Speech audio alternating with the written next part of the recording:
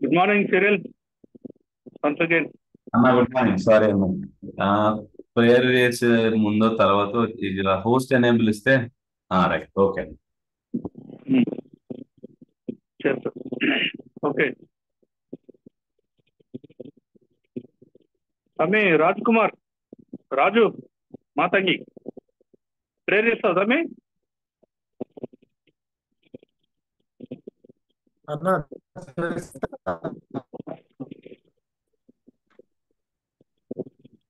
వినిపిస్తుందన్నా? వినపడుతుంది తమ్మి, ప్రేయర్ చేయి. ఓకే. పరిశుద్ధుడా, వందనాలు ప్రభా, ఉదయకాల సమయం ఇచ్చినందుకు మీకు స్తోత్రములు చెల్లిస్తున్న ప్రభా. మేమందరం కలిసి ప్రభా ఈ విధంగా నీ యొక్క వాక్యాన్ని, లోతైన విషయాలు మేము తెలుసుకోవడానికి, నీ యొక్క వాక్యంలో ఏ విధంగానైతే ఆ యొక్క అయితే చెప్పారో ప్రభా, వాటి గురించి మేము ధ్యానిస్తూ ప్రభా, యొక్క వాక్యాన్ని ఏ విధంగా మేము అర్థం చేసుకోవాలి, ఏ విధంగా మేము మీకు స్తోత్రములు చెల్లిస్తున్న ప్రభా. ఆ సిరిలను మీరు జ్ఞాపకం చేసుకోండి, మంచి జ్ఞానం చేత నింపండి. దాన్ని బోధిస్తుండగా ప్రభా మేము విని నీ యొక్క వాక్య ప్రకారం మేము ప్రవర్తించలాగిన కృప చూపించండి. అటువంటి మనస్సును, అటువంటి హృదయాలను మా అందరికీ దయచేయమని ముందున్న సమయాన్ని నీ దయాల చేతులకు అప్పగిస్తూ మా ప్రభు అయిన యేసుక్రీస్తు నామంలో ఈ ప్రార్థన అడిగి వేడుకొంచున్నాం తండ్రి, ఆమేన్. మీరే ఇక. ఓకే.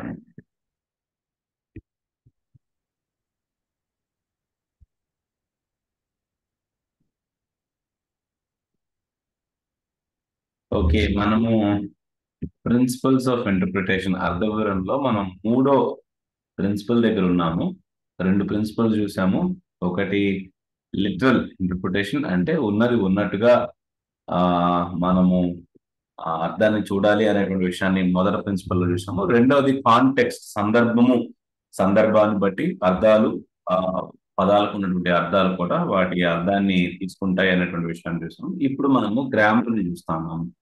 ఏ విధంగా గ్రామర్ని బట్టి దేవుడు వాక్యాన్ని రాయించాడు, ఆ గ్రామర్ మనం అర్థం చేసుకున్నప్పుడే మనం సరైనటువంటి అర్థాన్ని తెలుసుకోవచ్చు అనేటువంటి విషయాలను మనం పరిగణిస్తాము. అయితే లాస్ట్ టైం మనం ఏ విషయం దగ్గర ఆపాము అంటే, ఇదిగో ఇక్కడ వీటిని చూసాం మనము. ఒకే పదానికి ఉన్నటువంటి వేరు అర్థాలు, అంటే ఒకే పదము ఒకేలాగా రాయటము, ఒకేలాగా సౌండ్ ఉన్నా సరే అర్థాలు వేరే ఉంటాయి అని చూసాము. కొన్నేమో వేరే పదాలు ఉండొచ్చు కానీ అర్థం మాత్రం సేమ్ ఉంటాయి అనేటువంటి విషయాన్ని మనం చూస్తాం. ఇక్కడ ఆపాము మనము. కాంట్రాస్ట్ గురించి చూస్తా ఉన్నాము, అంటే వ్యత్యాసాలు అనే విషయాలను మనం చూసాం, రైట్. ఇప్పుడు 6th విషయాన్ని కూడా మనం గమనిద్దాం. బైబిల్లో చాలాసార్లు వాడబడేటువంటి ఒక గ్రామర్, ఒక విషయం ఏంటంటే కండిషన్.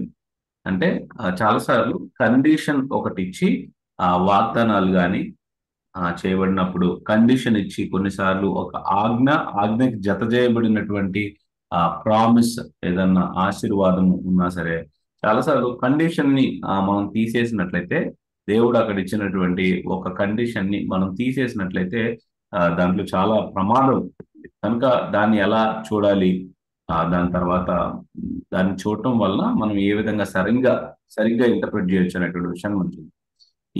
ఈ కొన్ని వచనాలు ఉన్నాయి, వాటికి తిప్పుతాము. లూకా సువార్త 14వ అధ్యాయము 26వ వచనము, 27వ వచనం. లూకా సువార్త 14, 26, 27. ఎవరన్నా ఓపెన్ చేసినట్లయితే దయచేసి చదవండి.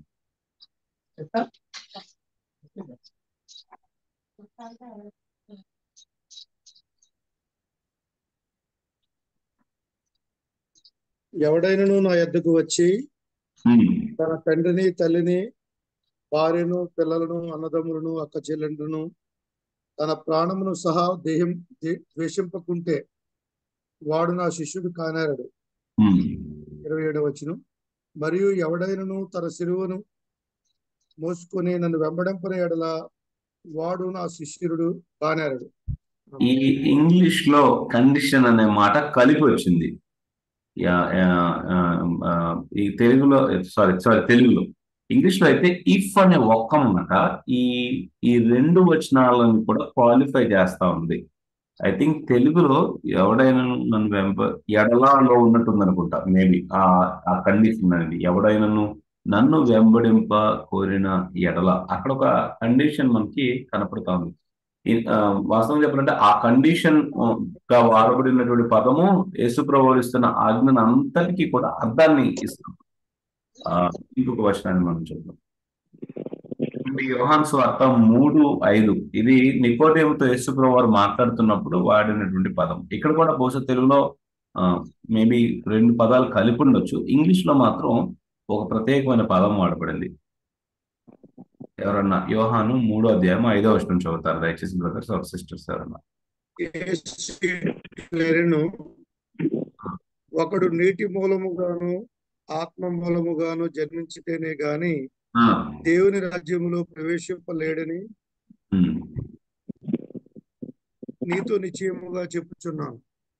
ఏంటి ఇక్కడ ఉన్నటువంటి కండిషన్ ఏంటి బ్రదర్, ఎవరన్నా చెప్తారా?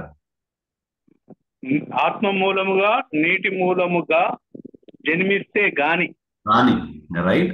ఆ ఒక్క పదముతో యేసు ప్రభు వారు పరలోక రాజ్యంలో వెళ్ళటానికి వేరే మార్గం లేదని అన్ని మతాలను, అన్ని శాస్త్రాలు కొట్టిపడేశాడు. ఒకటే మాట, in that one word, one conditional word, కానీ ఇంగ్లీష్ లో అయితే అన్లెస్ నీటి మూలముగాను ఆత్మ మూలముగాను జన్మిస్తే తప్ప. Right. That is the power of understanding. గ్రామర్ని సరిగ్గా అర్థం చేస్తున్నప్పుడు, మీరు బోధిస్తున్నప్పుడు, మీ వాక్యంలో ధ్యానిస్తున్నప్పుడు కూడా మీ ఆలోచనలో స్పష్టమైనటువంటి దేవుని యొక్క ఏకైక అర్థం ఉన్నటువంటి మాటను మీరు చాలా స్పష్టంగా అర్థం చేసుకోవచ్చు. ఇంకొక వచనాన్ని చూద్దాం, చూడండి. 1 కొరింథీ 7:39. ఇక్కడ కూడా ఒక బ్యూటిఫుల్ కండిషన్ ఇవ్వబడింది.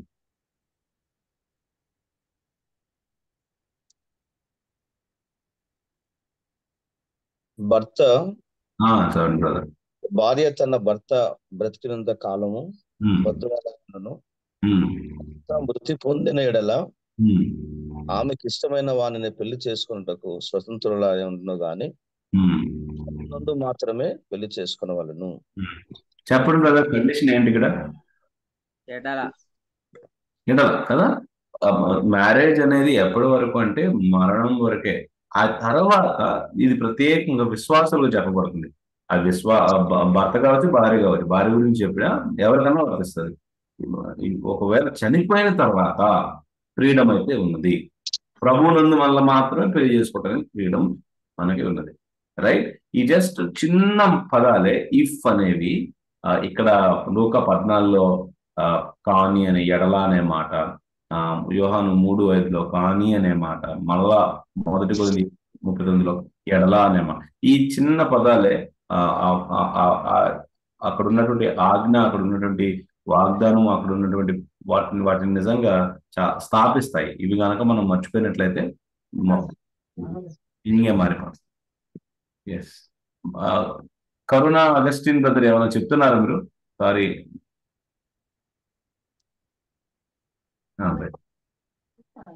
ఓకే.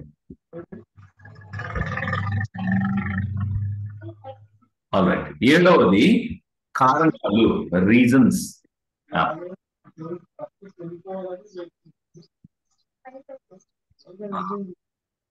కరుణ, మేబీ మీరు మ్యూట్ చేసుకోగలుగుతారా? మేము మాటలు వినపడతా ఉన్నాయి. కరుణా అగస్టిన్. ఆ తర్వాత తిట్టొచ్చు మీరు. కరుణా అగస్టిన్ బ్రదర్.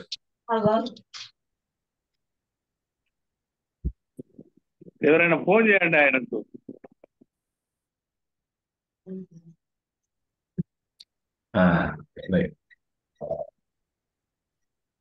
ఓకే. నెక్స్ట్ ఎక్కువ శాతం మరలా కండిషన్సే కాదు, మనకి బైబిల్లో కనపడేటువంటి వేరే గ్రామాటికల్ థింగ్ ఏంటంటే రీజన్స్, కారణాలు చాలా సార్లు ఇవ్వబడతా ఉన్నాయి.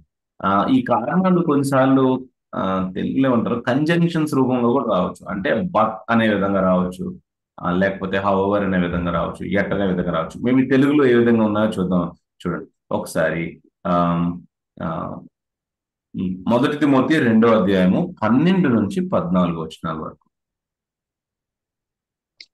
ఈ వచనాలలో ప్రధానంగా సంఘ నిర్మాణం కొరకై దేవుడు ఎందుకు పురుషులనే అధ్యక్షులుగా ఎన్నుకున్నాడు, పురుషుల్ని నడిపించేవాడుగా దేవుడు ఎందుకు ఎన్నుకున్నాడు అనేటువంటి అద్భుతమైనటువంటి సత్యాన్ని పౌలు తిమోతికి రాస్తా ఉన్నాడు. ఇక్కడ ఒక ప్రధానమైన కారణం ఉంది. ఏ మాటలు ఆ కారణం సూచింపబడుతుందో మీరు చెప్పాలి నాకు. 1 Timothy chapter 2 12 to 14 వర్సెస్ అండి. స్త్రీ మౌనముగా ఉండవలసినదే గాని ఉపదేశించుటకైనను పురుషుని మీద అధికారం చేయుటకైనను ఆమెకు సెలవీయను. సో ఇక్కడ బేసిక్ గా మాట్లాడుతున్నటువంటి డాక్టర్నల్ ట్రూత్ ఏంటంటే, మేల్ హెడ్షిప్, పురుషునికి శిరస్సుగా ఉండటానికి, పురుషునికి నడిపించడానికి అధికారం ఇవ్వబడింది. రైట్? రెండు చేయకూడదు అంటా ఉన్నాడు. ఏంటి ఆ రెండు ఇక్కడ చెప్పండి. చిట్టుబాబు గారు మీరు చదివారు చక్కగా. రెండు చేయొద్దు అంటున్నాడు. ఉపదేశించుటకైనను పురుషుని మీద అధికారం చేయటకైనా అధికారం లేదు, ఇవ్వబడలేదు. విచిత్రం ఏంటంటే టీచింగ్ మినిస్ట్రీని అథారిటీతో పోల్చి చెప్తా ఉన్నాడు అపోస్తలుడైన పౌలు ఇక్కడ. రైట్? ఉపదేశించడానికిను రెండోది ఏంటంటే దానికి సమానమైంది అధికారం చెలాయించడానికి. అంటే టీచింగ్ అజ్యూమ్స్ అథారిటీ, బోధన అనేది అధికారికమైనది అనేది మనకు అక్కడ అర్థమవుతుంది. ఈ రెండు స్త్రీలు పురుషుల పైన చేయకూడదు అని చెప్తా ఉన్నాడు. దీనికి ఒక కారణాన్ని చెప్తా ఉన్నాడు. నెక్స్ట్ రాబోయే మాటలో ఉంది. చదవండి బ్రదర్. మొదట ఆదామును తరువాత హవ్వయును నిర్మింపబడిరి కారా. ఆ కారా అనే మాట ఇంగ్లీష్ లో అయితే ఫార్ అనే మాట చాలా చక్కగా వాడబడింది. ఆ కారా అనేటువంటి మాట కారణాన్ని మనకు తెలియపరుస్తా ఉంది. ఏంటి, ఎందుకు పురుషుడు మాత్రమే అధికారికంగా ఉండటానికి దేవుడు అవకాశం ఎందుకు ఇచ్చాడు, పురుషుడికి మాత్రమే బోధన చేయడానికి ఎందుకు ఇచ్చాడు, ప్రత్యేకంగా సంఘంలో, ఇది సంఘంలో స్త్రీ పురుషులు ఉన్నటువంటి విషయం కోసం ఎందుకు అంటే కారణం ఏంటంట చిట్టుబాబు గారు? మొదట ఆదాము చేయబడ్డాడు, తర్వాత హవ్వ. ప్రాబ్లం వచ్చి ఎఫ్ఎస్సిలో తిమోతి సంఘంలో ఉన్న దాంట్లో వీళ్ళు సరిగ్గా ఉండట్లేదు, అది కాదు. ఎక్కడికి వెళ్ళిపోతున్నాడు? కారణం అంటే వాక్యానికి సీడ్ బెడ్, పునాది అయినటువంటి విత్తన బెడ్ లాంటి ఉన్నటువంటి జెనిసిస్కి వెళ్తా ఉన్నాడు. రైట్? దీన్ని ఏమంటామంటే the law of first principle. దేవుడు మొట్టమొదట స్థాపించినప్పుడు కొన్ని సిద్ధాంతాలను పెట్టాడు, కొన్ని నియమాలను పెట్టాడు, దగ్గరికి వెళ్తా ఉన్నాడు. అండ్ ఇది ఎప్పుడు విషయం అంటే పాపం చేయబడక ముందు దేవుడు స్థాపించినటువంటి విషయాన్ని మనకు చూపిస్తా ఉన్నాడు. సో ఈ విషయాన్ని మనం అర్థం చేసుకుని ధ్యానించినప్పుడు, బోధించినప్పుడు ఇక దానికి తిరిగి లేదనమాట. చాలా బ్యూటిఫుల్, చాలా లోతైనటువంటి సత్యాలు సంఘాన్ని ఎవరికన్నా సరే ఏవైనా కాంట్రడిక్టరీ వ్యూస్ ఉన్నా సరే సంఘంలో మనం చక్కగా వాక్యం నుంచి వివరించి చూపించడానికి, వాక్యం నుంచి చాలా క్లారిటీ ఇవ్వడానికి మనకి చాలా సహాయపడుతుంది. ఒక్క రీజన్ ఇస్తా ఉన్నాడు. ఏంటి ఆ రీజన్ అంటే మొదట ఆదాము చేయబడ్డాడు. అంటే దేవుని దృష్టిలో దేవుడు ఏర్పరిచినటువంటి ఆర్డర్ని మనం చూసుకున్నట్లయితే దేవుడు ఏర్పరిచిన ఆర్డర్లోనే దేవుడు ఏర్పరిచినటువంటి అథారిటేటివ్ వ్యూ, లేకపోతే దేవుడు ఏర్పరిచిన ఆర్డర్లోనే దేవుడు చేయాలనుకున్నటువంటి సంఘ నిర్మాణం కూడా మనకు కనపడుతుంది అనేటువంటి వాదన అక్కడ ఉంది. ఆల్ ఆఫ్ దట్ అదంతా కూడా దేంట్లో ఇమిడి ఉంది అంటే కారణం ఇస్తున్నటువంటి మాటలు. మొదట ఆదాము చేయలేదా, దాని తర్వాత అవ్వని చేశాడు కదా. ఇంకో కారణం ఏమంటున్నాడు? ఆదాము కాదు, స్త్రీయే మోసపోయి అపరాధంలో పడింది. ఎవరు మోసపోయారు ఇక్కడ? కిరణ్ కుమార్ గారు ఒక్క నిమిషం మాటలు. ఇంకొక విషయం ఏంటంటే మనం చూసినట్లయితే వాస్తవంగా హవ్వ 3వ అధ్యాయంలో పాపం ఎందుకు చేశారు అని దేవుడు ప్రశ్నిస్తున్నప్పుడు ఆదామేమో నెపం వేస్తాడు. హవ్వ నెపం వేసినా సరే అక్కడ ఉన్నటువంటి ఒక సత్యాన్ని చెప్తా ఉంది. ఏంటంటే నేను మోసపోయబడ్డాను. దేవుడు వాస్తవంగా దాన్ని అంగీకరించాడు, మోసపోయిందని. పాపం లేదు అని అంటలేదు, మోసపుచ్చబరిచింది అనేది నమ్ముతాను. ఎందుకు? న్యూ టెస్ట్మెంట్ ఆథర్స్ మనకి అది కరెక్ట్ అని చెప్తా ఉన్నారు. ఎవరు? పౌలు చెప్తా ఉన్నారు తిమోతికి రాస్తూ.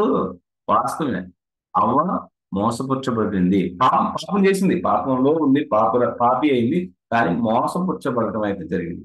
మరి ఎవరు మోసపుచ్చబడలేదు ఇక్కడ? ఆదాము. మోసపుచ్చబడకుండా పాపం చేసింది ఎవరు? ఆదాము. అందుకే ఆదాముది రెబెలియన్ అంటే తెలుసు, దీంట్లో నిజం లేదు అని తెలుసు. అదే మనం అర్థం చేసుకోవాలి. తెలిసి కూడా పాపాన్ని చేయడానికి ఆయన ఇష్టపడ్డాడు. ఆ ఆ, అవ్వ ఆ, తెలుగులో ఒకసారి చదవండి, ఇంగ్లీష్ లో నాకు ఇక్కడ క్లియర్ గా ఉంది. తెలుగులో ఒకసారి చదివిన తర్వాత క్వశ్చన్ తీసుకున్నాం. మరియు ఆదాము మోసపరచబడలేదు గాని స్త్రీ మోసపరచబడి అపరాధములో పడెను. అపరాధంలో పడను. మోసపుచ్చకుండా పడింది ఎవరు అపరాధంలో అంటే ఆదాము. అందుకే రోమా 5:12 మనకి స్పష్టంగా for by the transgression of one man, తెలుగులో ఉంది ఒకని అపరాధం వలన అనుకుంటా.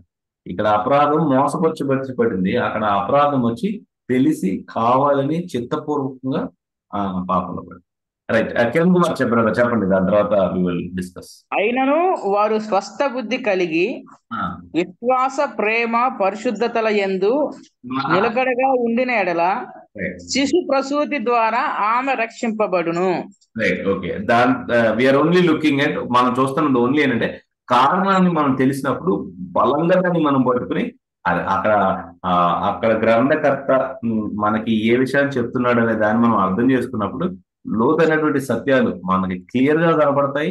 ఎస్టాబ్లిష్ చేయొచ్చు డాక్టరీన్స్ అక్కడ, ఎందుకంటే అక్కడ ఎస్టాబ్లిష్డ్ డాక్టరీన్స్ ఉన్నాయి. వాటిని పట్టుకుని మనం తవ్వుతా ఉంటే అనేకమైన విషయాలను మనం నేర్చుకోవచ్చు, వాటిపైన స్థిరపడవచ్చు, సంఘ నిర్మాణం కొరకై కూడా బోధించవచ్చు.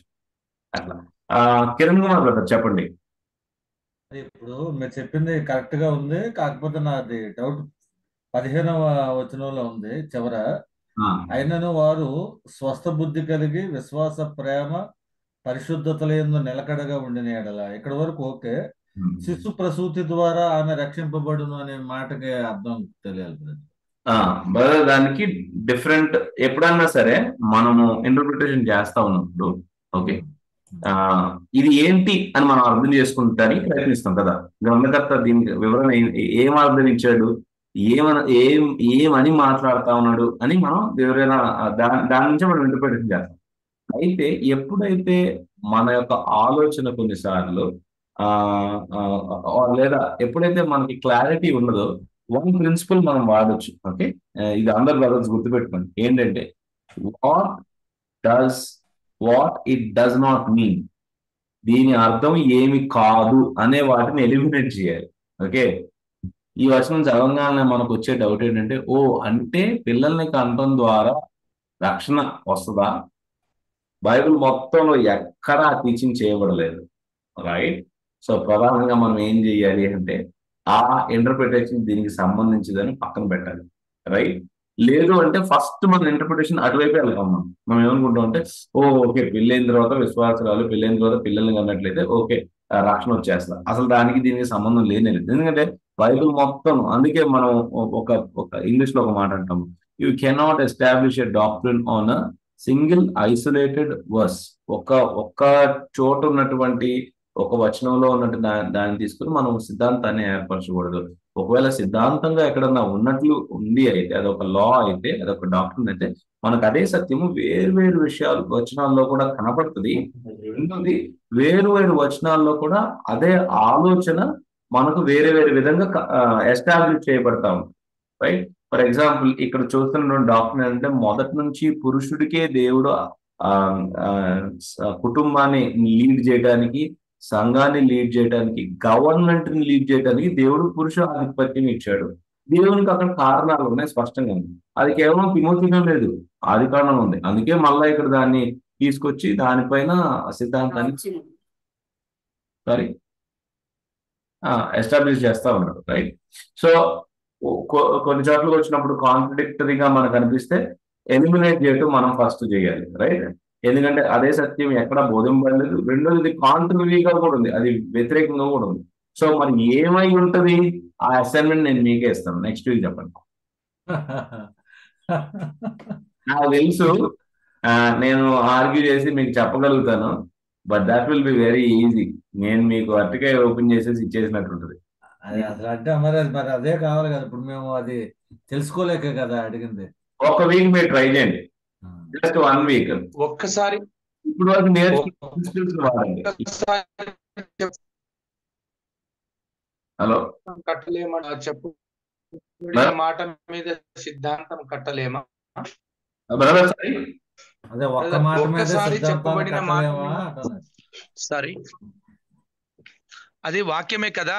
ఒక్కసారి చెప్పింది ఇప్పుడు తల మీద ముసుగు వేసుకోవాలనేది ఒకేసారి కనబడుతుంది కదా.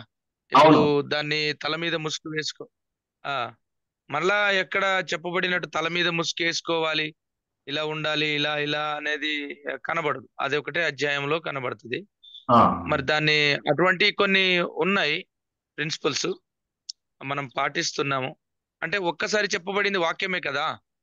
ఒక్కసారి చెప్పారా, 4 సార్లు చెప్పారా అనేది కాకుండా దేవుని వాక్యం కాబట్టి ఆ వాక్యం మీద ఎందుకు అది క్షేమాభివృద్ధికరమైనది అయితే ఎందుకు స్థాపించకూడదు? Very good brother. నేను చెప్తున్నది ప్రత్యేకంగా కాంట్రడిక్టరీ ఉన్నప్పుడు బ్రదర్, కాంట్రడిక్టరీ ఇంటర్ప్రిటేషన్ ఉన్నప్పుడు దానికి మాత్రం నేను చెప్తా ఉన్నాను. ఓకే, అంటే ఇప్పుడు ఫర్ ఎగ్జాంపుల్ ఈ 1 Timothy chapter 2:15 లో only through the delivery of children she will be saved అనే మాట పడబడింది. రైట్, ఇప్పుడు దాని నుంచి సిద్ధాంతం తీయొచ్చు. అంటే పిల్లల్ని కనటం ద్వారా తను రక్షణకు వస్తుంది అని లిటరల్ గా జరిగితే అదే అర్థం ఉంది దాన్ని. సో ఇలాంటి టైంలో వెన్ ఆ సత్యము అక్కడ లేదా ఆ ఇంటర్ప్రిటేషన్ మిగిలిన బైబిల్లో ఉన్నటువంటి సత్యాన్ని అంతటికీ కూడా కాంట్రడిక్టరీగా ఉంటే ఒకదాని మీద సిద్ధాంతాన్ని స్థాపిస్తున్నట్లు దానికి చెప్తున్నాను కదా. అంతేగాని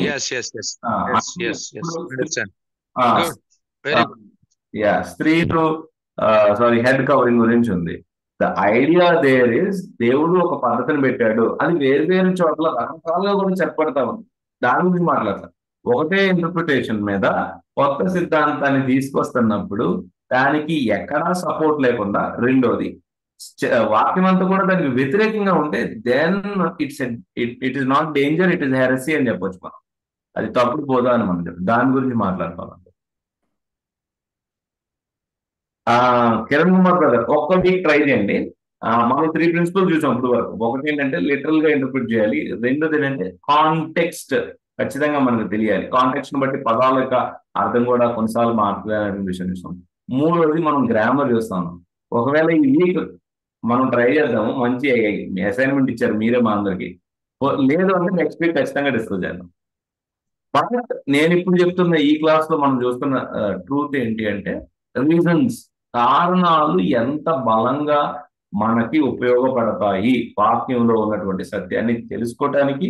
ఆ సత్యం పైన మన జీవితాలు, ఒకవేళ మీరు పాస్టర్స్ అయితే ప్రీచింగ్ చేసినప్పుడు సంఘ నిర్మాణం కొరకు ఎస్టాబ్లిష్ చేయడానికి ఎంత బాగా ఉపయోగపడతాయి అనేటువంటి విషయాన్ని మనం చూస్తాం. అంతే, ఊరికే మనం ఆ మాటను అలానే చదువుకుని వెళ్ళిపోయాం అనుకోండి అసలు డాక్టరినల్ ట్రూత్స్ ని మనం స్థాపించడానికి చాలా వాస్తవాన్ని కోల్పోతాం అని మనం చెప్పచ్చు. అదొక మాట నేను చెప్పడానికి ట్రై చేస్తాను. బ్రదర్స్ అది వ్యక్తి అర్థమవుతున్నాయండి బ్రదర్స్ అందరు, వేరే వాళ్ళు కూడా? రైట్, ఓకే, ముందుకు వెళ్దాం. అర్థమైంది. అంటే హోలిస్టిక్ కాంటెక్స్ట్ లో దీనికి సపోర్ట్ అయిన వచనాలు ఏవి లేవు కాబట్టి దీన్ని సిద్ధాంతంగా గానీ దీనికి స్థాపించలేమన్నట్టు అనమాట. బ్రదర్ నేనేమంటున్నా అంటే అసలు ఆ ఇంటర్ప్రిటేషన్ మనం తీసుకోలేము కూడా అంటున్నా. ఎందుకంటే ఇప్పుడు మీరు అన్నారు ఏంటంటే హెడ్ కవరింగ్ గురించి. హెడ్ కవరింగ్ గురించి ప్రాబ్లం ఏంటి? దీనితో పోల్చుకున్నట్లయితే దీన్ని హెడ్ కవరింగ్ తో పోల్చుకున్నట్లయితే ప్రాబ్లం ఏంటి? ఇక్కడ మనకి కాంట్రడిక్టరీ డాక్టరినల్ టీచింగ్ వస్తుంది ఒకవేళ ఇంటర్ప్రిటేషన్ తీసుకుంటే. హెడ్ కవరింగ్ తో రాదు. ఓకే, హెడ్ కవరింగ్ కాంటెక్స్ట్ చూస్తాము, ఎందుకు చెప్పబడుతుంది చూస్తాము, ఇంటర్ప్రిటేషన్ కాదు. ఇక్కడ అసలు వాస్తవంగా ఉన్నదాన్నే మనం లిటరల్ గా ఇంటర్ప్రిట్ చేసి పిల్లలను కనటం ద్వారా రక్షణ అనుభవం వస్తుంది అంటే అసలు అది టోటలీ డెడ్ కాంట్రడిక్టరీ. స్క్రిప్చర్ లో ఉన్న సత్యం అంతటిని వ్యతిరేకిస్తుంది, ఇంకా స్క్రిప్చర్ లో ఉన్న సత్యాన్ని అంతటిని నెగ్లెక్ట్ చేస్తుంది, అంటే కొట్టివేస్తుంది. అక్కడ అలా కాదు కదా, దానికి అంటున్నాం. బ్రదర్ కాంట్రడిక్టరీ అంటే తెలుగులో ఏమనొచ్చు బ్రదర్? వ్యతిరేకిస్తుందని వచ్చా మనము, విరుద్ధమైంది అనొచ్చా? ఎందుకంటే బైబిల్ చెప్తుంది ఏంటంటే రక్షణ అనేది క్రీస్తులో మాత్రమే, కృప ద్వారా మాత్రమే, విశ్వాసంలో మాత్రమే మనం పొందుకోగలుగుతాం. దానికి ఎవరు ఏమి చేయలేరు అనేటువంటి సత్యం మనం చూస్తాం. ఇక్కడ ఉన్నటువంటి ఒకళ్ళు ఇంటర్ప్రిటేషన్ అలా చేసినట్లయితే ఓకే, పిల్లల కంటే రక్షణ వస్తుంది అని చెప్తున్నట్టు ఉంది కదా. అది బైబిల్ మొత్తానికి వ్యతిరేకం కదా, అది విరుద్ధం కదా. దాన్ని తీసుకుని డాక్టర్ మనం చేయలేము. చేస్తే అది ఖచ్చితంగా తప్పుడు బోధ అవుతుంది. నాట్ జస్ట్ రాంగ్ ఇంటర్ప్రిటేషన్, అది తప్పుడు బోధ అవుతుంది అని మనం చాలా క్లియర్గా చెప్పచ్చు. అలాగే 1 Corinthians 15 ఒక మాట ఉంటుంది, అక్కడ మృతులైన వారికి బాప్తిస్మం అని ఉంటుంది. బ్రదర్ దీన్ని ఎట్లా తీసుకోగలము? అంటే మీరు అంటే ఈ వాక్యాన్ని మనం ఎలా తీసుకోగలం మరి అట్లయితే? అందుకే ఈ ఒక్క వీక్ ట్రై చేయండి అంటున్నాను. అడిగారు ఈ 1 వీక్ చిన్న ప్రాబ్లమ్స్ ఏంటిదంటే ఇలాగే మేము చాలా మర్చిపోతున్నాము. అంటే మీరు చెప్పింది చేయాలి నిజమే. మన రాజేష్ గారు చెప్పిన అన్ని కొన్నిసార్లు మర్చిపోయి వేరే వేరే టాపిక్లలో వెళ్ళిపోతున్నాము. అవి మరలా గుర్తుకు రావట్లేదు. అలా చెప్పుకుంటూ వెళ్ళిపోతే అయిపోతుందేమని నా అభిప్రాయం. బ్రదర్ మర్చిపోతున్నారు అంటే మీకు దీనిపైన ఇంట్రెస్ట్ లేదు అన్నట్టే. అదే అర్థమైంది. ఆ క్వశ్చన్ వస్తుందని నాకు తెలుసు. మీరు అట్లా అంటారని కూడా తెలుసు నాకు, కానీ కొన్నిసార్లు మర్చిపోయే అవకాశాలు అయితే అన్ని తెలిసి మాట్లాడుతున్నారు మీరు. Next week definitely we will discuss. Because అది నా పాయింట్ కాదు, నేను టైం వేస్ట్ అయిపోతుంది. ఉన్న కొద్దిగా మళ్ళీ నేను దాన్ని డిస్కస్ చేస్తే నా మెటీరియల్ కవర్ చేయలేను నేను. Definitely we will discuss. కానీ మీరు హోంవర్క్ చేసి వస్తేనే డిస్కస్ చేద్దాం, లేదంటే నేను పట్టించుకుందాన్ని. That helps me that you are also interested. Okay, ఇంకొకటి ఇది ఆల్రెడీ వచనాన్ని వేరే కాంటెక్స్ట్ లో చూసాము. 1 John 3:9 చూద్దాము. మొదటి 3వ అధ్యాయం 9వ. దేవుని మూలముగా పుట్టిన ప్రతి వానిలో ఆయన బీజము నిలుచును గనుక వాడు పాపం చేయడు. What is the word? అదే కారణాన్ని తెలిపేటువంటి పదం ఏం వాడబడింది అండి ఇక్కడ? నిలిచి ఉన్న ఎడల. ఎడలా కదా, ఆ ఒక్క ఎంత స్పష్టంగా సత్యాన్ని చెప్తా ఉంది. ఈ ఒక్క మాట ద్వారా మనం నిజంగా the doctrine of the evidence of salvation, రక్షణ పొందినటువంటి వ్యక్తికి ఉన్నటువంటి గుర్తుల గురించి కూడా మనం మాట్లాడచ్చు. ఒక బలమైనటువంటి గుర్తు ఆయన యొక్క బీజము, ఆయన యొక్క రక్షణ ఈ వ్యక్తిలో ఉన్నది కనుక మాత్రమే కంటిన్యూస్ గా పాపంలో ఉండటానికి ఈ వ్యక్తి ఇష్టపడదు అనేటువంటి సత్యాన్ని మనం చెప్పచ్చు. ఏంటి కారణాన్ని డాక్టర్ని ఎస్టాబ్లిష్ చేసేటువంటి సత్యం అక్కడ అంటే ద వర్డ్ ఫార్ ఆర్ ఎడల, right? So brothers, just brief గా చేస్తూ ఉన్నాం అంతే. ఇవి మనకి న్యూ టెస్ట్మెంట్ అంతా కూడా అనేక చోట్ల ఈ థింకింగ్ వాడబడతా ఉంది. గ్రంథకర్తల్ని దేవుడు వాడుతూ ఉన్నారు కనుక మనం వీటిని పట్టుకున్నప్పుడు వీటిపైన చక్కగా డాక్టర్నల్ టీచింగ్ చేయొచ్చు. లాస్ట్ వచనం చూద్దాం. 1 పేతురు 1వ అధ్యాయము 22, 23 వచనాలు. 1 Peter chapter 1 22, 23.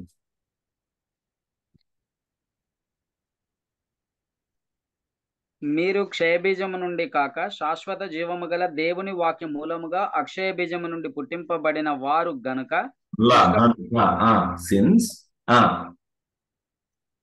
మీరు సత్యమునకు విధేయులవుట చేత మీ మనసులను పవిత్రపరచుకుని వారయ్యుండి ఒకనినొకడు హృదయపూర్వకంగా మిక్కటముగాను ప్రేమించుడి. సో రక్షణ పొందనటువంటి వ్యక్తి, దేవుని యొక్క వాక్యం చేత నూతనంగా జన్మించబడనటువంటి వ్యక్తి ఇవేమి చేయలేడు. ఎందుకు దేవుడు ఒక డిమాండ్ పెడతా ఉన్నాడు ఒక కమాండ్ రూపంలో అంటే, ఎందుకంటే ఆల్రెడీ దేవుని యొక్క కార్యం ముందు చేశాడు కనుక. ఇక్కడ మనం మళ్ళీ డాక్టరల్ ట్రూత్, అనేక డాక్టరల్ ట్రూత్స్ ఉన్నాయి. ఒకటి చెప్పొచ్చు ఏంటంటే, దేవుడు కార్యం చేస్తే తప్ప, రక్షణ అనుభవం కలిగితే తప్ప పరిశుద్ధంగా జీవించడం అనేది ఎవరి వలన సాధ్యం కానే కాదు అనేటువంటి సత్యాన్ని మనం అక్కడి నుంచి బోధించవచ్చు. రైట్.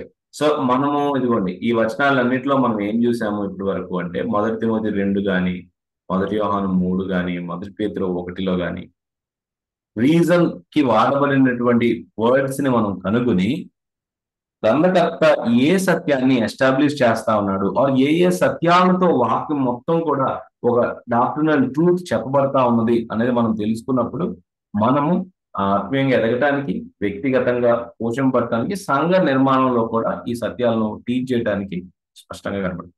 మనం జస్ట్ ఆ వర్డ్ దాటి వెళ్ళిపోతే I think we will miss establishing some doctrinal truths. Doctrinal సత్యాలను ఎస్టాబ్లిష్ చేయటము, వాటిపైన సంఘానికి కడతాము అనేటువంటి సత్యాన్ని మనము అనేటువంటి ఒక బలమైన పరికరాన్ని మనం మిస్ అయిపోతాం. Alright, next the comparison. Comparison అంటే పోలికలు కదా, పోలికలు కూడా వాడబడ్డాయి. మనం కంపారిజన్స్ ని అబ్జర్వ్ చేయటము చాలా ప్రాముఖ్యం. ఎందుకు ప్రాముఖ్యం జస్ట్ ఈ స్లైడ్ తర్వాత చెప్తాను. కానీ పోలికల్లో మనకి ఏముంటాయి?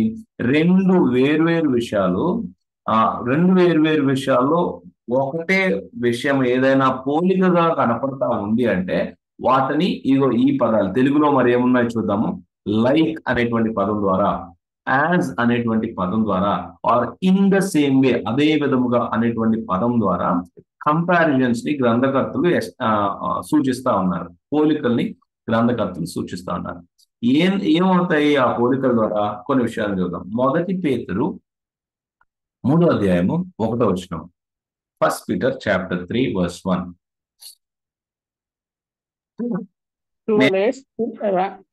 రైట్. ఈ చదువుతా ఉన్నప్పుడు చిట్టిబాబు గారు మనం ఈ 2 weeks బ్యాక్ నేర్చుకున్న ఒక గ్రామర్ రూల్ ని మళ్ళా నేను అడుగుతాను. ఇది ఇండికేటివా ఇంపరేటివా కూడా మీరు చెప్పాలి. చిట్టిబాబు గారు చదవండి. చిట్టిబాబు గారు. అటువలే స్త్రీలారా మీరు మీ స్వపురుషులకు లోబడి ఉండుడి. ఇది ఇండికేటివా ఇంపరేటివా అండి? గుర్తున్నాయా ఎవరికన్నా? ఇంపరేటివ్ కదా. ఈ ఇంపరేటివ్ ఎస్టాబ్లిష్ చేయడానికి చెప్పడానికి గ్రంథకర్త ఏ పోలిక పదాన్ని వాడుతా ఉన్నాడు?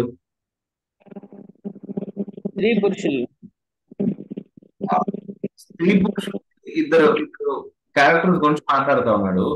ఏ విధంగా ఉండాలి అనే దాన్ని ఒక పోలికతో చెప్తా ఉన్నాడు. ఆ పోలిక మాట అక్కడ ఉంది చూడండి. అందరికి పోలిక ఎట్లా చేస్తాం? ఈయనలాగా, ఈమెలాగా, దీనిలా, అటువలే. రైట్. అటువలే అంటే మనం అడగాల్సిన ప్రశ్న ఏంటంటే ఎటువలే చెప్పండి. ఎటువలే అంటే సమాధానం చెప్పండి దానికి.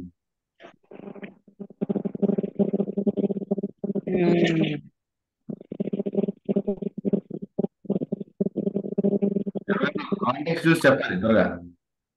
కింద సారా గురించి ఎగ్జాంపుల్ సారా గురించి ఫాలోయింగ్ దాంట్లో ఇల్లస్ట్రేషన్ ఇస్తా ఉన్నాడు, ఎగ్జాంపుల్ ఇస్తా ఉన్నాడు. కానీ కాంటెక్స్ట్ మనం చూసినప్పుడు గుర్తుపెట్టుకోవాల్సింది ఏంటంటే కింద వచ్చినాడు సంఘము వలె, అటువలే అంటే సంఘము వలె. ఎట్లా ఇష్టం క్రీస్తుకు సంఘము ఎలాగైతే తీసుకుంటున్నారు అంటున్నా. ఆ మాట సంఘం వలె అనే మాటను ఎక్కడి నుంచి చెప్తా ఉన్నారంట?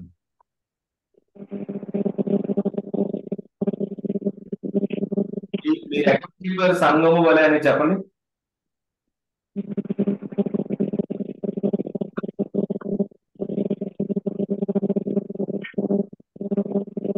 డిస్టర్బెన్స్ వస్తుంది, ఏదో గరగర సౌండ్ వస్తా ఉంది. నా దగ్గర నుంచేనా? నాకు వస్తా ఉంది యాక్చువల్లీ. ఐ థింక్ బెంజీ అన్నాం, మరి చక్రిబాబు బ్రదర్ వాళ్ళ మ్యూట్ చేయగానే పోయింది. సో చెప్పండి. సంఘం వల్ల ఎక్కడి నుంచి ఉంది మనకు? అక్కడ ఏమైనా ఉందా కాంటెక్స్ట్ లో సంఘం గురించి వివరణ? 2వ అధ్యాయము ప్రారంభం నుంచే ఈ సంఘం గురించి మాట్లాడుతున్నాడు అన్న. ప్రత్యేకించి 7వ వచనం తర్వాత వచనాల నుంచి ఓకే. ఇల్లు కట్టువారు నిషేధించినటువంటి రాయి మూలకు తలరాయి ఆయను అనేటువంటి కాంటెక్స్ట్ మాట్లాడుతూ మనము దేవుని ప్రజ అయి ఉన్నాము, మనం రాజులైన యాజకులం అయి ఉన్నాము అనేటువంటి సంఘం గురించి మాట్లాడుతూ దాని కంటిన్యూషన్ చేస్తూ వచ్చినట్లు కనబడుతుందన్న. అంతకు ముందు ఇంకేమనుందా? 13వ వచనంలో మనుష్యులు నియమించే ప్రతి కట్టడకు ప్రభువు నిమిత్తము లోబడి ఉండుడి.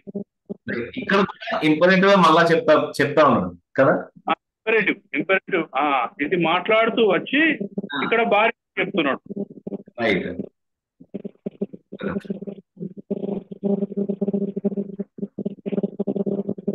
18th లో కూడా ఉంది కదా. 18th లో కూడా లోపడాలి, తర్వాత యజమానులకు లోపడాలి. ఇంపరేటివ్ మళ్ళా మనకు కనపడతా ఉంది. 21వ వచనం ఎవరైనా చదువుతారా? మేబీ తెలుగులో కూడా ఉండొచ్చేమో. 21. ఇందుకే మీరు పిలువబడ్డారు, క్రీస్తు కూడా మీకోసం కష్టం అనుభవించాడు, మీరు తన అడుగు జాడల్లో నడుచుకునేలా మీకు మాదిరి ఉంచిపోయాడు. 22. ఆయన పాపము చేయలేదు, ఆయన నోటిలో ఏ కపటమును కనిపించలేదు, ఆయన దూషింపబడి బదులు దూషింపలేదు, ఆయన శ్రమ పెట్టబడి బెదిరింపక న్యాయముగా తీర్చి దేవునికి తన్ను తాను అప్పగించుకున్నాడు. మనం పాపాల విషయమై చనిపోయి నీతి విషయం జీవించేలా ఆయన తానే తన శరీరంలో మన పాపాల్ని ప్రాణం మీద భరించాడు. ఆయన గాయముల చేత మీరు స్వస్థత పొందారు. మీరు గొర్రెగా దారి తప్పిపోయారు కానీ ఇప్పుడు మీ ఆత్మల కాపరి అధ్యక్షుడు అయిన ఆయన వైపు మళ్ళీ ఉన్నారు. అలాగే స్త్రీలారా మీరు లోబడి ఉండండి. సంగమా శిరస్సు అయిన యేసుక్రీస్తు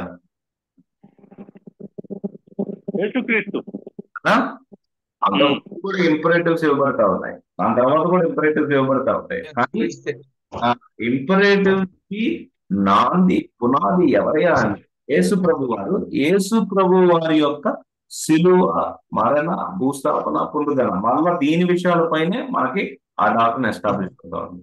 సో మీరందరూ సమ్మతిస్తున్నారా?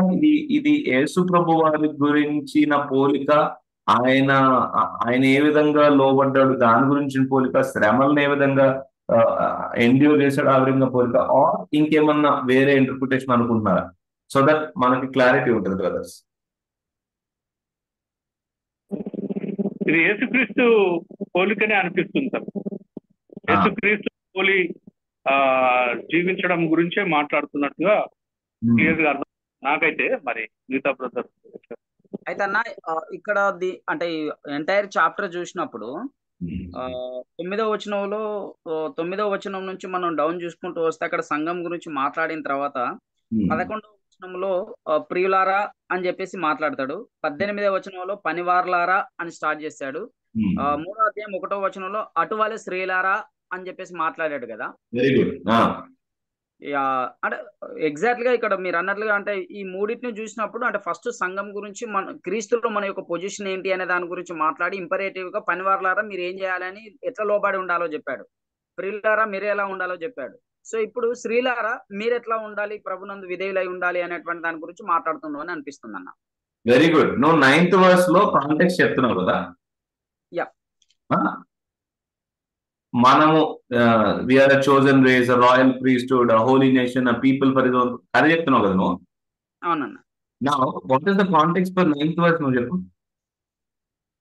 కాంటెక్స్ట్ ఎట్లా తెలుస్తుంది మనకి? ఎప్పుడు కూడా సందర్భము ముందున్నటువంటి విషయాలు ఏ ప్రవహిస్తున్నాయని చూసినప్పుడే. సో ముందు వర్సెస్ వెనకాల వర్సెస్, ముందు పారాగ్రాఫ్స్, ముందు చాప్టర్స్, వెనకాల, దీన్ని బట్టి కాంటెక్స్ట్ మనకి ఎస్టాబ్లిష్ అవుతుంది. Yes or no?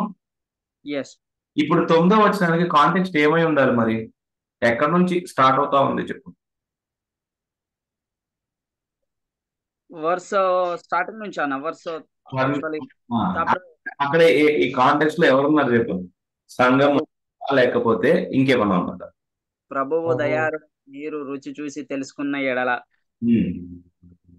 నా 4th 5th verse లో ఒకసారి చదవండి బ్రదర్, చదవండి. మనుషుల చేత విసర్జింపబడినను దేవుని దృష్టికి ఏర్పరచబడినదియు అమూల్యమును సజీవమునైన రాయగు ప్రభువునొద్దకు వచ్చిన వారై యేసుక్రీస్తు ద్వారా దేవునికి అనుకూలములకు ఆత్మ సంబంధమైన బలులను అర్పించుటకు పరిశుద్ధ యాజకులుగా ఉండునట్లు మీరును సజీవమైన రాళ్ల వల్లే నుండి ఆత్మ సంబంధమైన మందిరముగా కట్టబడుచున్నారు.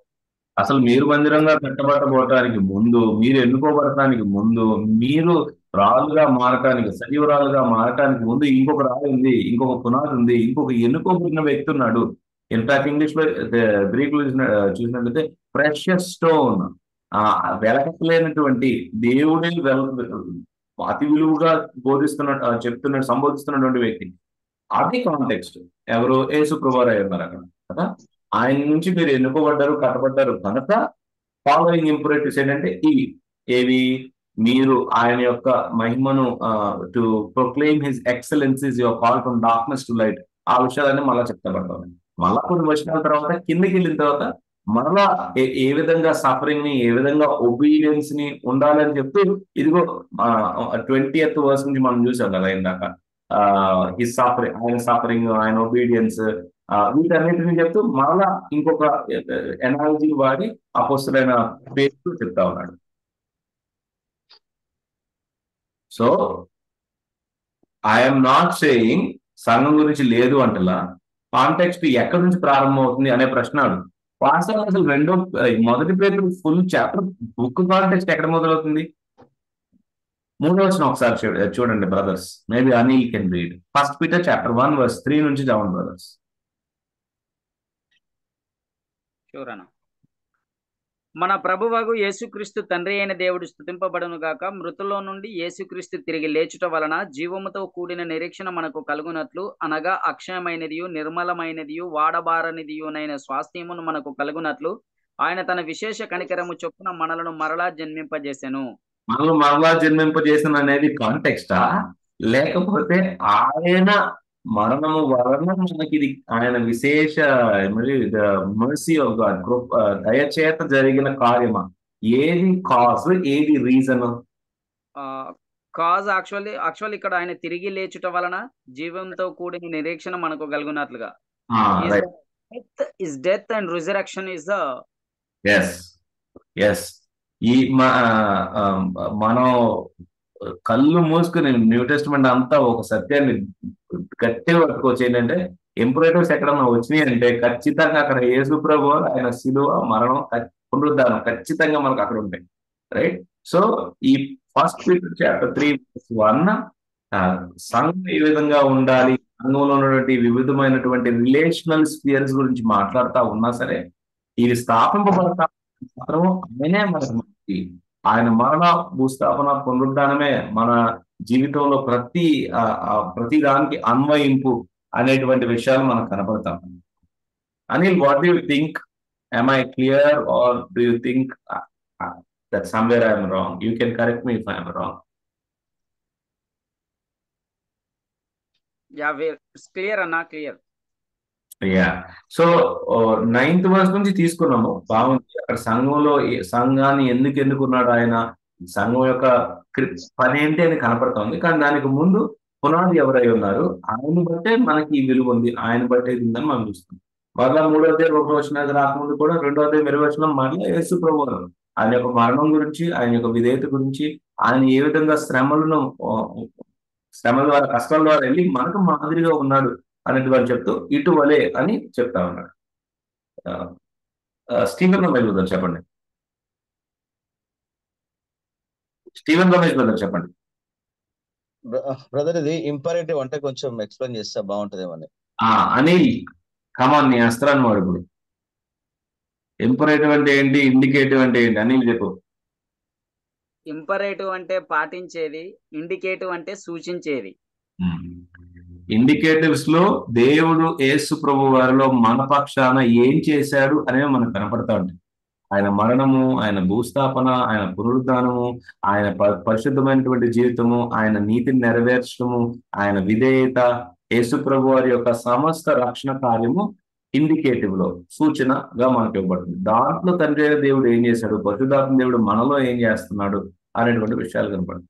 పాటించడంలో ఏంటి, ఆయన ఇది చేశాడు కనుక, ఇది పునాది కనుక ఆజ్ఞలను మనం లోబడటానికి దేవుడు మనల్ని పిలుస్తా ఉన్నాడు. 3:5 కూడా అదే ఇంపరేటివ్ ఉంది. ఏంటి, భార్యలు భర్తలకు లోబడి ఉండి ఆరు విధేయత, తెలుగులో ఏముందో ఆ మాట ఉంది. రైట్. ఎందుకు ఆ ముందు వచనాల్లో ఇండికేటివ్ మనకు కనపడుతుంది? ఎందుకంటే యేసుక్రీస్తు ఈ విధంగా చేశారు కనుక, ఆయనే కార్యానికి పునాది వేశాడు కనుక, ఆయన మరణ భూస్థాపన పునరుద్ధానంలో మాత్రమే మనకి నవీన శరీరంలో నవీన జీవితంలో ఈ శక్తి ఉంది.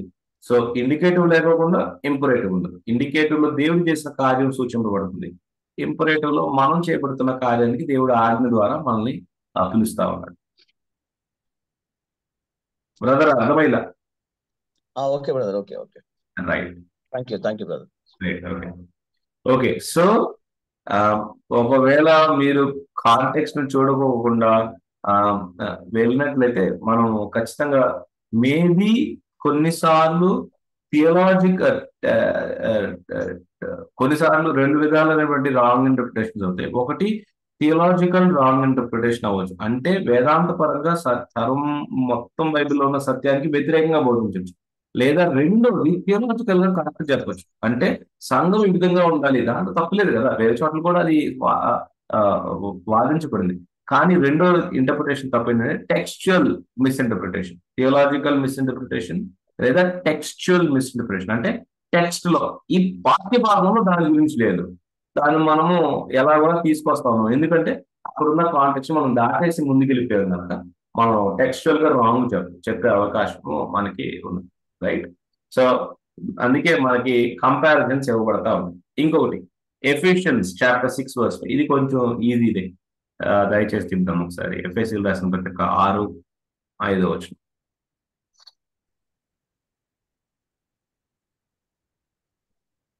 ఎవరన్నా. దాసులారా, యథార్థమైన హృదయం గలవారై భయముతోనూ వణకుతోనూ క్రీస్తునకు వలె శరీర విషయమై మీ యజమానులైన వారికి విధేయులయుండుడి. ఇక్కడ పోలికని చూపించే మాట ఏది బ్రదర్? క్రీస్తునకు వలె కదా. ఎవరికి ఏం చేయమని చెప్తా ఉన్నారు? అపొస్తలుడైన పౌలు సంఘంలో ఉన్న ఏ గుంపుతో మాట్లాడుతా ఉన్నాడు? ఏం చేయమని మాట్లాడుతా ఉన్నాడు? యజమానులైన వారికి విధేయులై ఉండాలి. ఏ విధంగా విధేయులై ఉండాలి? క్రీస్తునకు వలె. వాస్తవంగా ఇది సంఘంలో పాస్టర్లు గనక స్పష్టతతో బోధించి పాటిస్తే మా కార్పొరేట్ కంపెనీస్ లో కానీ పనులు చేసుకునే వాళ్ళు కానీ ఎంత అద్భుతమైనటువంటి తీర్పు పత్రిక 2లో అంటాడు, మన దేవుని రక్షకుడైన దేవుని యొక్క డాక్ట్రిన్ ని అడోన్ చేసే విధంగా ఉంటుంది. వాస్తవంగా ఆ రోజుల్లో చూసినట్లయితే స్లేవ్ మాస్టర్స్ ఉండేవాళ్ళు, రైట్? వాళ్ళు కొంతమంది స్లేవ్స్ దాదాపు దేశే ఎనీవేర్ బిట్వీన్ 16 to 18 hours 16 లేదా 18 గంటల వరకు పనిచేసే వాళ్ళు కొంతమంది ఉన్నారు, రైట్? అండ్ వాళ్ళు చేసేటువంటి పనులు అనేకమైన భయంకరమైన పాపాలు కూడా వాళ్ళు చేస్తూ ఉండేవాళ్ళు. జిమ్నేజియంస్ అందుకే కట్టుకున్నారు వాళ్ళు ఆ రోజుల్లో. కానీ అక్కడ కూడా దేవుడు ఇస్తున్న డాక్టర్ ఏంటంటే, అధికారికంగా దేవుడు మాస్టర్స్ ని పెట్టినప్పుడు మీకు ఉండాల్సినటువంటి ఇంటర్నల్ యాటిట్యూడ్ ఏంటి అంటే respect and fear, sincerity of heart. ఇది ఎందుకు ఉండాలి? ఎందుకంటే క్రీస్తుకు మీరు ఏ విధంగా విధేయత చూపిస్తారో అదే విధమైన విధేయత చూపించండి. అటువంటి పోలికను అక్కడ మనకి పాడుతా ఉన్నారు. Brothers, are you with me?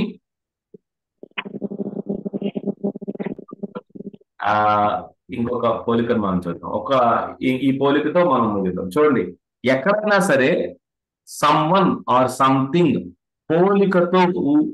పోలిక చేత ఒక ప్రత్యేకమైన విషయాన్ని పోల్చి చెప్తా ఉన్నప్పుడు మనం నేర్చుకోవాల్సింది ఏంటంటే, ఆ పర్టిక్యులర్ క్యారెక్టరిస్టిక్ కి మాత్రమే ఆ పోలిక సంబంధిస్తుంది. మొత్తం ఆ వ్యక్తికి ఉన్నటువంటి సంపూర్ణ నేచర్, స్వభావాన్ని గురించి మాట్లాడలేదు. ఓకే, మరొకసారి చెప్తాను. ఎక్కడైనా సరే మనకి కంపారిజన్ వాడబడినప్పుడు ఆ కంపారిజన్ యొక్క లిమిటేషన్స్ తెలియాలి, పరిధులు తెలియాలి, ఎంతవరకు మాట్లాడుతున్నారు అనేటువంటి విషయం. ఒక వ్యక్తిని ఇంకో వ్యక్తితో పోల్చినప్పుడు ఏ విషయం గురించి, ఒక వ్యక్తిని ఒక విషయంతో పోల్చినప్పుడు ఏ విషయంలో పోలిక చేయబడుతుందో మనకు తెలియాలి. లేదంటే మనం మళ్ళీ దానిలోంచి అలిగోరికల్ ప్రీచింగ్ చేసి పడేస్తాం, మిస్ఇంటర్ప్రిటేషన్ బాగా వస్తాయి. చూడండి, ఊరికి ఇక్కడ ఒక ఉదాహరణ ఉంది. 1 పేతురు 5:8.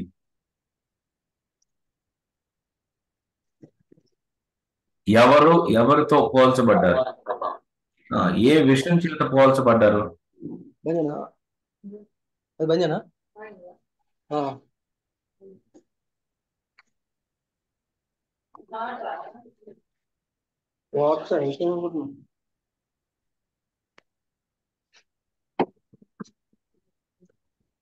బ్రదర్ ఉపేందర్, మ్యూట్ చేస్తారా? ఉపేందర్ కే, రైట్. 1 పేతురు 5:8 ఎవరు చదువుతారా?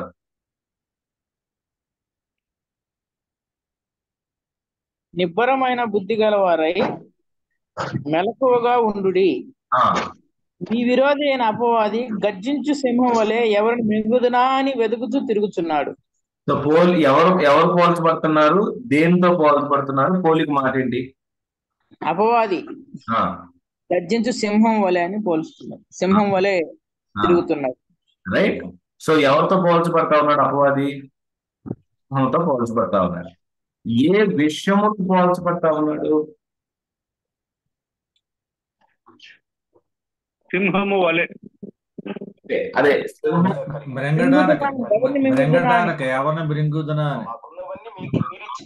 దాంట్లోనే పోలిక లేదు.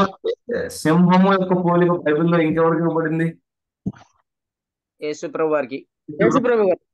యేసుప్రభు వారికి కూడా ఇవ్వబడింది. మీరు కనుక పోలికను ఆ లిమిటేషన్స్ లో పెట్టకపోయినట్లయితే గర్జించు సింహం వలే ఉన్నాడు. దేనికి ఎవరు అని. అంతేగాని గర్జించి వాడు ఏదో చేసేస్తాడు, నేను వాడిని నిలబడతా, నేను ఒక మినిస్ట్రీ స్టార్ట్ చేస్తా, యాంటీ గర్జన మినిస్ట్రీ అది వెళ్ళడానికి లేదు అక్కడ. ఏం ఆడుతున్నాడు? అపవాదితో జాగ్రత్త పడండి, మెలకుగా ఉండండి, వాడు కుయుక్తి కలిగిన వాడు, వాడు మెంగడానికే వస్తాడు, వాడు వచ్చినప్పుడు కూడా రకరకాలైనటువంటి కుతంత్రాలతో వస్తాడు, మెలకుగా ఉండి. యేసుప్రభువు గర్జించే సింహమే, కానీ పాపాన్ని ఛేదిస్తాడు. రక్షణ పొందకపోయినట్లయితే పాపం కూడా ఛేదిస్తాడు. అక్కడ సత్యం వేరే. సో ఒక ప్రిన్సిపల్ మనం నేర్చుకున్నది అంటే కంపారిజన్స్ వాడబడుతున్నప్పుడు లిమిటేషన్స్ ఆ పరిధి తెలియకపోయినట్లయితే అలిగారికల్ గా మనం ట్రీట్ చేయొచ్చు, ఆర్ డెఫినెట్లీ మిస్ఇంటర్ప్రిటేషన్ అయితే ఖచ్చితంగా మనకు అవుతుంది. సో మనం అక్కడ ఎందుకు వాడబడుతుంది పోలిక మాట, ఎంతవరకు వాడబడుతుంది పోలిక మాట, దేన్ని సూచిస్తూ వాడబడుతుంది పోలిక మాట అని తెలుసుకున్నప్పుడు రాంగ్ ఇంటర్ప్రిటేషన్ చెప్తాం.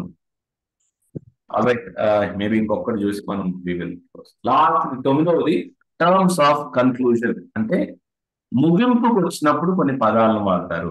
ఈ పదాలను తీసుకున్నప్పుడు కూడా బ్రదర్ చెప్పండి, Shamil brother. Hello, right, okay. Terms of conclusion, ముగింపుకు వచ్చినప్పుడు కొన్ని పదాలను వాడతారు. వాటిలో మనం ఆ యొక్క ఆర్గ్యుమెంట్ సమస్తం యొక్క సముదాయాన్ని లేకపోతే కన్క్లూజన్ లో మనం పూర్తిగా ఏం చెప్తున్నాడు అనేటువంటి విషయాన్ని మనం తెలుసుకోవచ్చు. చూడండి ఇక్కడ దేర్ ఫోర్, మేబీ తెలుగులో కాగా అనే మాట వాడబడిందేమో. ఫార్, సో దట్, ఈ కారణం చేత, ఫర్ దిస్ రీజన్ అనే మాట చాలా సార్లు సమరైజ్ మనకి చేస్తాం. ఇది చూడండి ఇక్కడ 1 కొరింథీ 11వ అధ్యాయము 33వ వచనం. ఆ ముందంతా కూడా ఆర్గ్యుమెంట్ ఇస్తా ఉన్నాడు అపోస్తలుడైన పౌలు. ఇచ్చి 33వ వచనానికి వచ్చినప్పుడు ఇదిగో ఈ మాట అంటా ఉన్నాడు. 1 కొరింథీ 11:33. ఒకవేళ మీరు పాస్టర్లు అయినట్లయితే ఖచ్చితంగా వారి సంఘంలో బల్ల ఆరాధనలో పాల్గొనేవారు, నడిపించేవారు అయినట్లయితే ఖచ్చితంగా అట్లీస్ట్ ఒకసారైనా ఈ మాటను మీరు చదువుని ఉంటారు, ఎక్స్ప్లెయిన్ చేసి ఉంటారు. దేని గురించి ఆ భోజనం చేయటం కూడి వచ్చినప్పుడు ఒకరికొకడు సహోదరులారా భోజనం చేయడానికి మీరు కూడి వస్తున్నప్పుడు ఒకరి కోసం ఒకడు కనిపెట్టుకొని ఉండుడి. మీరు కూడా అంటే కన్క్లూజన్ ఏంటి అంటే కనిపెట్టుకోవట్లేదు. సోషల్ గా డివిజన్ వచ్చేసింది సంఘంలో.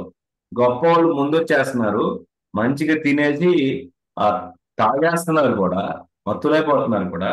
వేరే పూర్ బిలీవర్స్ గురించి, పేదరికంలో ఉన్నటువంటి విశ్వాసాల గురించి వాళ్ళు వెయిట్ చేయట్లేదు. ఎందుకు? సోషల్ గా డివిజన్ ఉంది క్లాస్ లో, వాళ్ళతో వీళ్ళు కలిసి చేయడానికి ఇష్టం పడట్లేదు, దాన్ని గద్దిస్తా ఉన్నాడు. అదే అన్వర్ది మేనర్ లో తెలుగులో ఏముంది,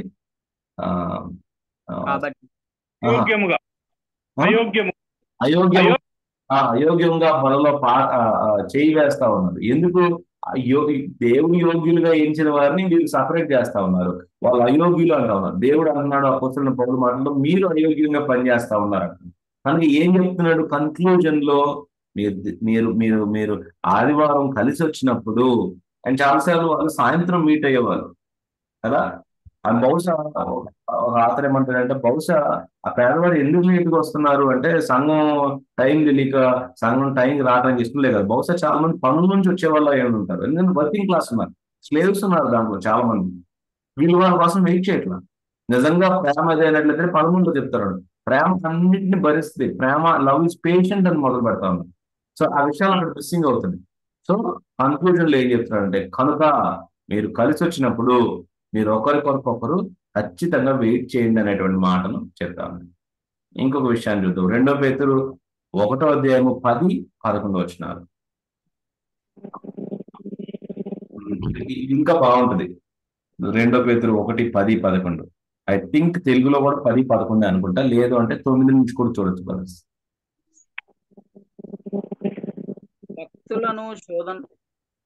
భక్తులను శోధనలో నుండి తప్పించుటకును, దుర్నీతి పరులను ముఖ్యంగా మలినమైన దురాశ కలిగి శరీరానుసారముగా నడుచుకొనుచు ప్రభుత్వమును నిరాకరించుచు శిక్షలో ఉంచబడిన వారికి తీర్పు దినము వరకు కావలిలో ఉంచుటకు ప్రభువు సమర్థుడు.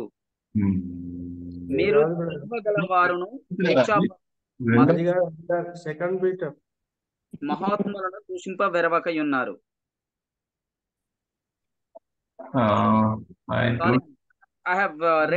సహోదరులారా, మీ పిలుపును ఏర్పాటును నిశ్చయం చేసుకుంటూ మరీ జాగ్రత్త పడుడి. అక్కడున్న కన్క్లూజన్ టర్మ్ ఏంటి అని అశోక్ మనం ఒకసారి అందువలన అందువలన ఎందువలన అని చెబితే ముందు కొన్ని విషయాలు చెప్పబడతా ఉన్నాయి, రైట్? ఆ విషయాలు అర్థం చేసుకున్న తర్వాత ఇది వాస్తవంగా ఈ పేతురు ఎవరికి రాయబడతా ఉన్నది? 2వ పేతురు పత్రిక ఎవరు రాస్తున్నారు? పేతురు ఎవరికి రాస్తా ఉన్నాడు? అన్ని పత్రికలు ఎవరికి రాయబడి? విశ్వాసులకే. విశ్వాసులకే. నిజంగా సంఘటనప్పుడు ఈ మాట ఎందుకు అంటా ఉన్నాడు? మీ కాలింగ్ ని, మీ ఏర్పాటును షూర్ చేసుకోండి అని రాస్తా ఉన్నాడు.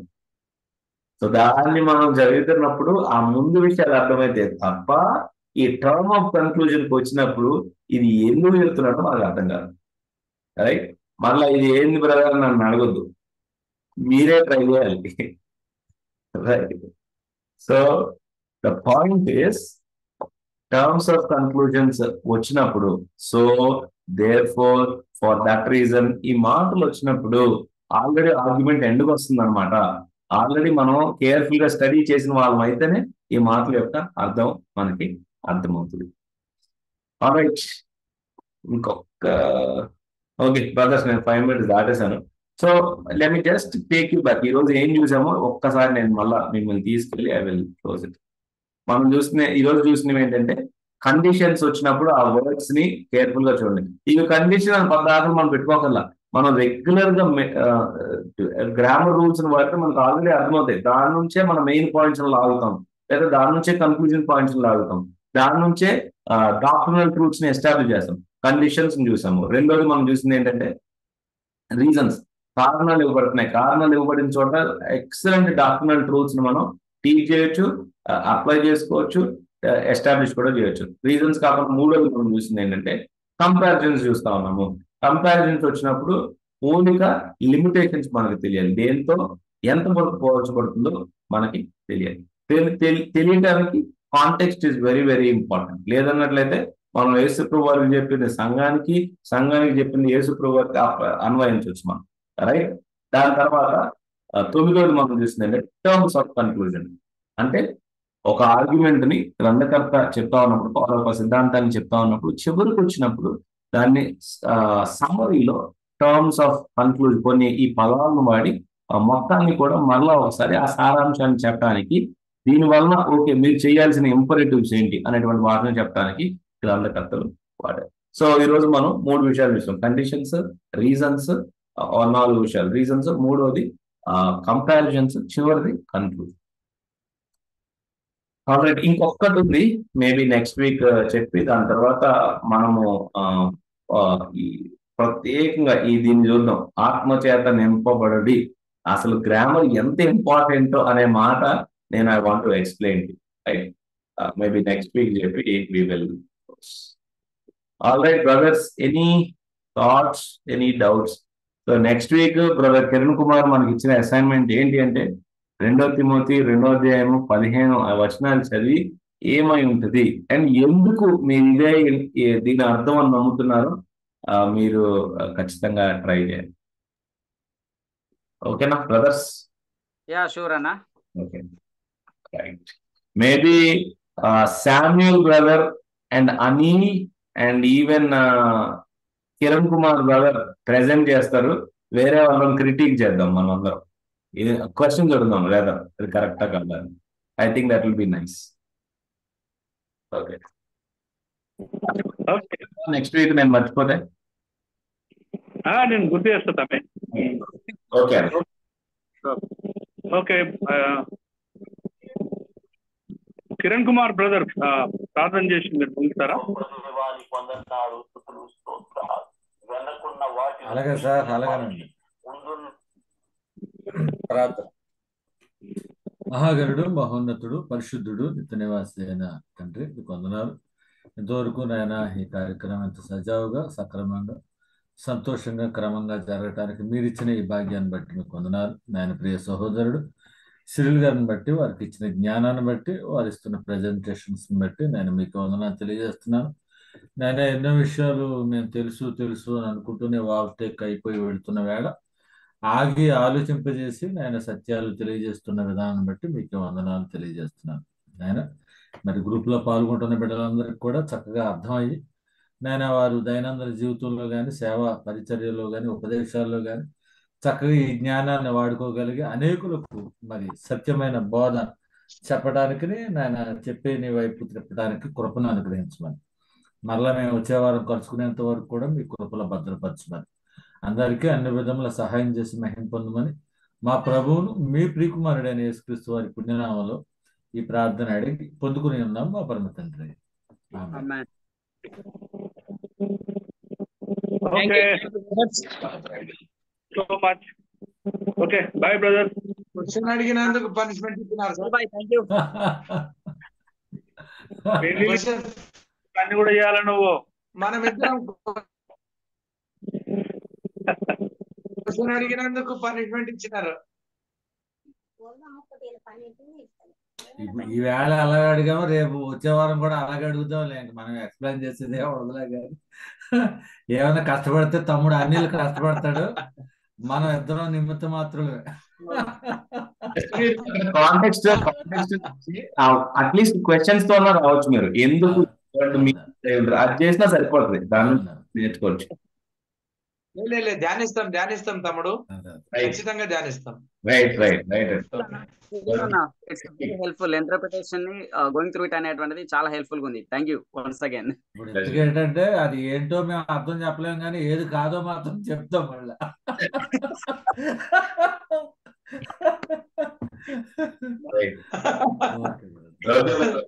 See you. Yeah. Bye.